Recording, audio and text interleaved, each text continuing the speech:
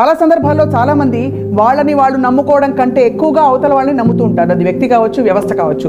దీన్ని ఏమంటారు? విధేయత అంటారా, నమ్మకం అంటారా, పిచ్చ అంటారా? బిలీవర్కి బ్రెయిన్ ఉండదు ఫస్ట్, అందుకనే బిలీవ్ చేస్తాడు.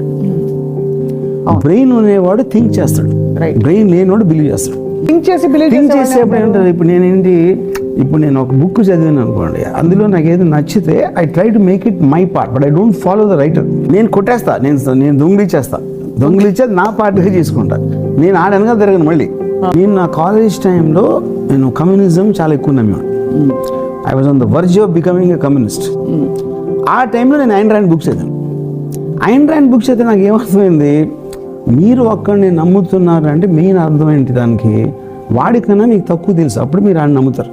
అప్పుడు సప్నాకి నాకన్నా ఎక్కువ తెలుసు అని నేను నమ్మినప్పుడు, ఇంకొక రోజు సప్న కాకుండా ఇంకెవరో శాంతి అనే ఒక అమ్మాయి సప్నాకి విరుద్ధంగా ఏదో చెప్పింది. అప్పుడు నేను శాంతిని ఫాలో అవట్లా. అప్పుడు ఏంటి, ఓహో మనకు అర్థమైనంత వరకే ఉంది ప్రపంచం అనుకుంటాం, తప్పు. అప్పుడు సప్న కాకపోతే శాంతి, ఇంకెవరో లోకప్రియ, ఇంకెవరో ఎక్స్ వై, వేరే చాలా మంది ఉంటారు. అప్పుడు నేను అందరి మీద పడిపోయాను వెళ్ళి. నేను from Nietzsche to Immanuel Kant, Socrates, ఇవన్నీ చూసి వాటిలో నాకు నచ్చినవన్నీ జీడిపప్పులాగా తీసుకుని నా ఉప్మా నేను చేసుకున్నాను. So then I don't believe in any of them. నన్ను కూడా బిలీవ్ చేసుకోండి, ఎందుకంటే నేను కూడా కాన్సెప్ట్ చేంజ్ అవుతాను. నాకు ఇవాళ ఉన్న ఎక్స్పీరియన్స్, ఇవాళ నేను అర్థమైంది, ఇవాళ నేను ఎవరి దగ్గర నుంచి విన్నది, అది నాకు ఎడిషనల్ థాట్ అవుతుంది నాకు. రైట్. అలాంటప్పుడు నేను నిన్న ఉన్నవాడిని ఇవాళ ఉన్నాడు ఒకటి కాదు. అది మీరు ఆ కన్సిస్టెన్సీ లేనప్పుడు నమ్మటం అనేది జరగదు. సో మీరు అనేది ఉప్మాలో జీడిపప్పులు ఏరుకోవాలి కానీ ఉప్మా గిన్నె ఎత్తుకుని అది సపోజ్ అసలు థింక్ చేసే కెపాసిటీనే లేదనుకోండి, దట్ ఈస్ ద మెజారిటీ. లేదనుకుందాం, అప్పుడు ఏం చేస్తారు వాళ్ళు? ఏదో ఒక మోడల్ ఫాలో అవ్వాలి కదా.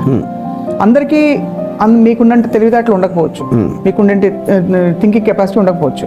అప్పుడు వాళ్ళు ఏం చేయాలి? చాలా చావాలి అంతే, వాళ్ళు చావాలి.